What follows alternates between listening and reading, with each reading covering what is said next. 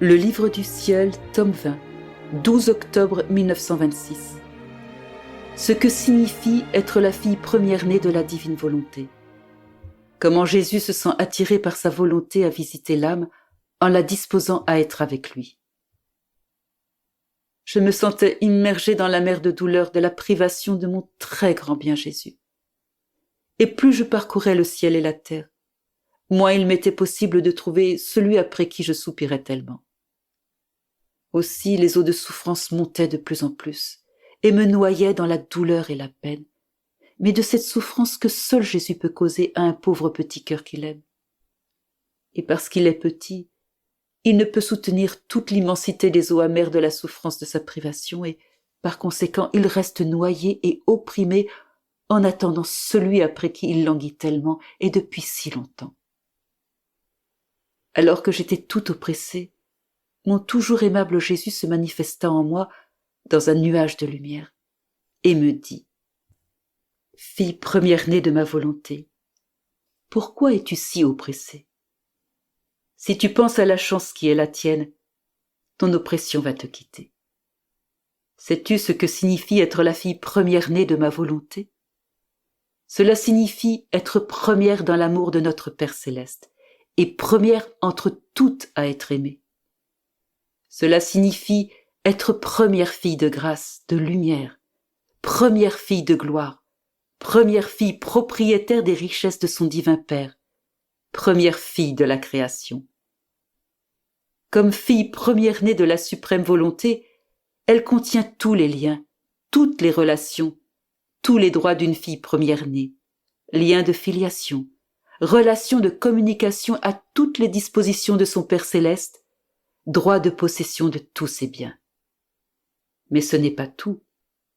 Sais-tu ce que signifie fille première-née nommée par ma volonté? Cela signifie non seulement être la première dans l'amour de toutes les choses de son Créateur, mais aussi comprendre en elle-même tout l'amour et tous les biens des autres enfants. Ainsi, si les autres posséderont chacun leur propre part, elle, comme première-née, possédera tous ensemble les biens des autres. Et cela de droit et avec justice, parce que comme fille première-née, ma volonté lui a tout confié, tout donné, et qu'elle est par conséquent l'origine de toute chose, la raison pour laquelle fut créée la création, le dessein pour lequel sont entrés en jeu l'amour et la divine action.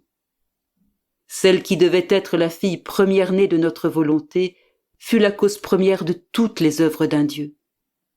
Par conséquent, c'est d'elle que dérivent tous les biens, c'est d'elle qu'ils viennent et c'est à elle qu'ils retournent. Tu vois donc à quel point tu as de la chance. Tu ne peux pas pleinement comprendre ce que signifie avoir la primauté dans l'amour de toutes les choses de ton Créateur. En entendant cela, je lui dis « Mon amour, que dis-tu là? Et de plus, quel bien me vient de cette grande chance dont tu me parles lorsque tu me prives de toi? Tous les biens se changent en amertume sans toi. Et je t'ai dit souvent que c'est toi seul que je veux parce que tu me suffis en tout. Et si j'avais tout sans toi, tout se changerait en martyre et en souffrance indescriptible. L'amour, la grâce, la lumière, la création tout entière me parlent de toi. Ils me font savoir qui tu es. Et si je ne te trouve pas, je délire. J'entre dans des angoisses mortelles. Par conséquent, la primauté, les droits de première-née, donne-les à qui tu voudras. Cela ne m'intéresse pas. Si tu veux me rendre heureuse, reste avec moi. Toi seule, cela me suffit. Et Jésus ajouta, « Ma fille, je dois être tout pour toi. Mais je ne veux pas que tu dises que le reste ne t'intéresse pas. Non, non, si ce n'est pas assez pour moi de me donner à toi sans te donner toutes mes choses, si cela m'intéresse que tu aies la primauté de la fille première-née, tu dois le vouloir toi aussi. Ne sais-tu pas que mes visites fréquentes sont liées au fait que tu es ma fille première-née? Ne sais-tu pas qu'aussi longtemps qu'Adam est resté le fils premier-né de ma volonté, ayant par conséquent la primauté sur toute chose, je lui rendais souvent visite? Ma volonté régnant en Adam, lui administrait tout le nécessaire pour être avec moi comme un fils qui fait la consolation de son père.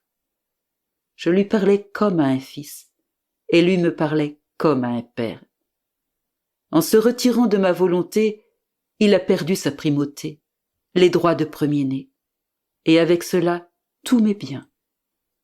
Il n'avait plus la force de soutenir ma présence, et je n'étais plus attiré par une force et une volonté divine à aller vers lui. Tous ses liens avec moi furent brisés.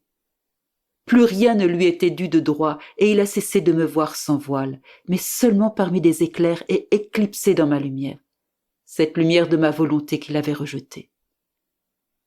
Ne sais-tu pas que la primauté qu'Adam avait perdue comme premier-né de ma volonté est passée sur toi, et que c'est à toi que je dois encore tous les biens que je devais mettre en lui s'il ne m'était pas retiré de ma volonté? Par conséquent, je te regarde comme la première créature sortie de nos mains, parce que celle qui vit dans ma volonté est toujours première devant son Créateur. Et même si elle naît plus tard dans le temps, cela ne veut rien dire. Dans notre volonté, celle qui n'en est jamais sortie est toujours première. Tu vois alors que tu dois t'intéresser à tout. Ma venue elle-même est la force irrésistible de ma volonté qui m'attire vers toi et te dispose. Par conséquent, je veux de toi la plus grande gratitude pour avoir la chance d'être la fille première-née de ma volonté. Je ne savais que répondre. Je demeurais confuse et au plus profond de mon âme, je dis « Fiat, fiat ».